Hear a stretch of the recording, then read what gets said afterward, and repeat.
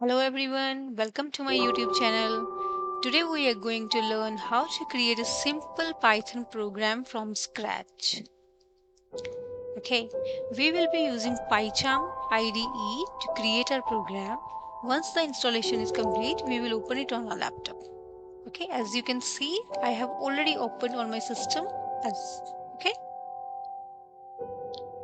so now we have to create a simple file. We will right click on the project, click on new and click on the Python file. I am naming it my test file.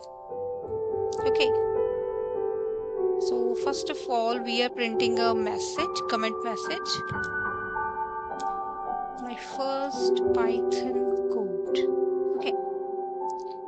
Now I'm just simply writing a display message to print.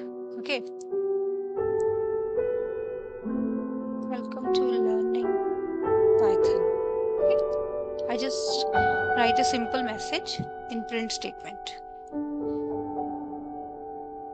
Now to execute this program, we will select the whole code and click on this green button on the right top side. Okay. It will automatically show the output window. Here you can see the message that we printed in the above code. It is displaying here. So this way we can print any statement in our code. It's just a simple print statement to make the output visible to the user. Thank you.